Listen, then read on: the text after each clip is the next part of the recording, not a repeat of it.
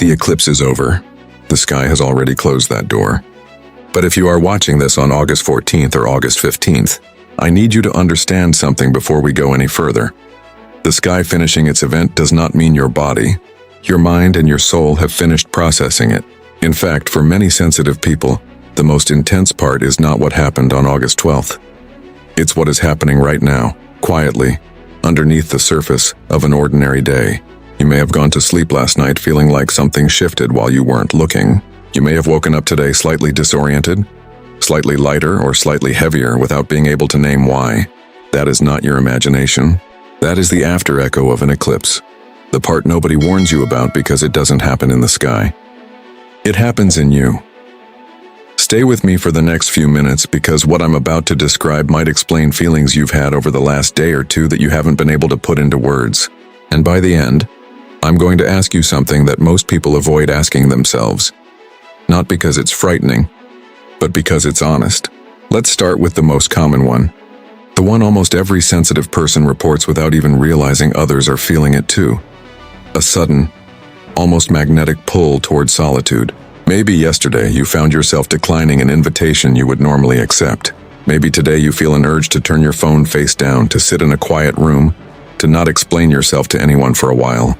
This isn't withdrawal in the sad sense. It's not isolation born from sadness. It's something closer to instinct. The same instinct an animal has when it needs to retreat and heal after something has touched it deeply. Eclipses, especially in their aftermath, tend to press on parts of us that don't process well in noise.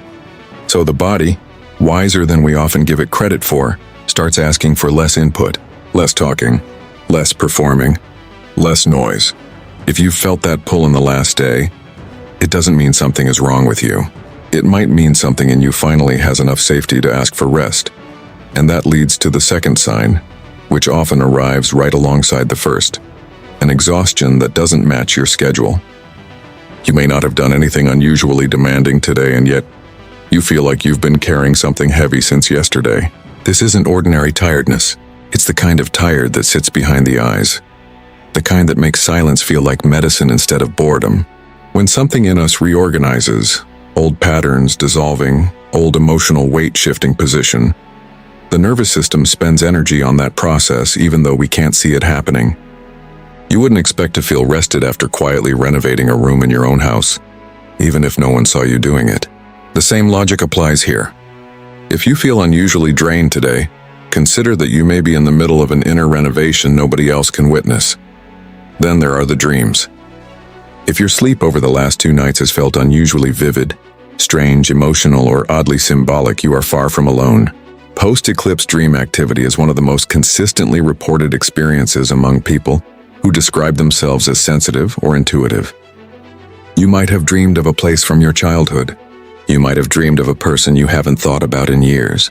You might have woken up at 3 or 4 in the morning with your heart racing from a dream you can't quite reconstruct, but that left behind a very specific feeling: grief, relief, warning, or strange peace. Dreams in this window often work less like predictions and more like a mirror turned inward, showing you material your waking mind has been too busy to look at directly. You don't need to interpret every symbol correctly. Sometimes it's enough to notice the emotional residue a dream leaves behind, because that residue is often more honest than the storyline itself. Alongside the dreams, many people notice their intuition moving faster than usual, small hunches arriving before logic catches up, a stronger sense of who is being truthful with them and who isn't, a quicker read on situations that would normally take longer to figure out. If you've had a moment in the last day where you just knew something before you had proof, or where a decision that used to confuse you suddenly felt obvious, that's not a coincidence stacking on top of another coincidence. Eclipses tend to quiet the noisy, anxious part of the mind just long enough for the quieter, wiser part to be heard. It's less about gaining a new power and more about temporarily losing the static that usually drowns it out. This heightened sensitivity doesn't stop at intuition. Many people notice they're suddenly more affected by the people and environments around them. A room that feels too loud, a conversation that feels too draining, an energy in someone else that used to be tolerable and now feels almost unbearable to be near. If you felt yourself flinching slightly at things that never used to bother you, or needing to leave a space earlier than usual, this is part of the same pattern. Your filters are temporarily thinner. That's uncomfortable, but it's also useful because it shows you, with unusual clarity, exactly which environments and relationships have been costing you more than you realized. And this is where something a little more uncomfortable tends to surface. Old emotions returning, seemingly out of nowhere. A memory you thought you'd already healed suddenly aches again. A person you thought you were completely over crosses your mind uninvited. A wound from years ago briefly reopens. Not because you're going backward, but because the eclipse's aftermath has a way of surfacing anything that was buried instead of resolved. Think of it less as a setback and more as an invitation. The kind of invitation that says, this still has something to teach you, and it's asking for 5 more minutes of your attention before it can finally rest. If you've noticed your priorities shifting unexpectedly over the last day or two, that also belongs on this list. Something you were chasing a week ago might suddenly feel unimportant. Something you were ignoring might suddenly feel urgent. You might catch yourself thinking about a completely different path for your life. A move, a change of career, a relationship you need to have an honest conversation about, and wonder where that thought even came from. It came from the same place all of this is coming from. A temporary lifting of the fog that usually keeps us comfortably on autopilot. One of the quieter, less dramatic signs, but one of the most telling, is a sudden loss of interest in external validation. Maybe you posted something and for the first time in a while, you genuinely didn't check to see who liked it. Maybe someone's opinion of you, which used to occupy real space in your mind, suddenly feels smaller, further away, almost irrelevant. This isn't coldness. It's a kind of quiet maturing. When your inner compass gets a little louder, the outer noise of approval naturally gets a little quieter. You're not trying to stop caring what people think. You're simply starting to trust yourself more than you trust their applause. And then there's the clarity. The strange, sudden clarity around decisions that had been fogged in confusion for weeks or even months. A choice you kept going back and forth on might suddenly feel simple. A relationship you kept trying to justify might suddenly reveal its true shape. This is one of the most powerful and most underrated post-eclipse symptoms, because clarity rarely arrives with fireworks. It usually arrives quietly, almost like a light being turned on in a room you'd gotten used to walking through in the dark. You don't gasp. You just suddenly see the furniture that was always there. Underneath all of these signs sits one deeper sensation. And if you felt it, you already know exactly what I mean. The quiet, almost eerie feeling that an old version of you is dissolving. Not violently, not all at once. More like watching a familiar coat slip off your shoulders and realizing, only after it's gone, that it no longer fits the person standing here now. You might feel this as grief. You might feel it as relief. Most people feel it as both at the same time. And that contradiction is completely normal. Endings rarely announce themselves. They just quietly stop feeling like home. Now, before we go any further, I want to be honest with you about something because I think honesty is more valuable than mystery for its own sake. None of what I've just described needs to be treated as a supernatural prediction. And none of it should replace medical or psychological support if what you're feeling is severe, persistent, or overwhelming. If you're dealing with real anxiety, real depression, real trauma responses, please speak to a professional who can support you properly. That matters more than any cosmic explanation ever could. What I'm offering you here isn't a diagnosis. It's a framework, a way of holding these ordinary human experiences. Let's take a breath here for a moment, because I want to say something to you directly, not as part of a list, but as a thought I want you to actually sit with. Real transformation almost never looks like the movies. We've been trained to expect change to arrive with a lightning bolt, a single dramatic moment that splits our life cleanly into before and after. But most people who look back honestly on the turning points of their lives will tell you something different. They'll tell you the real shift happened on an unremarkable Tuesday. It happened when they finally sent a text they'd been avoiding for 3 years. It happened when a person who used to control their entire mood with one glance suddenly stopped having that power over them.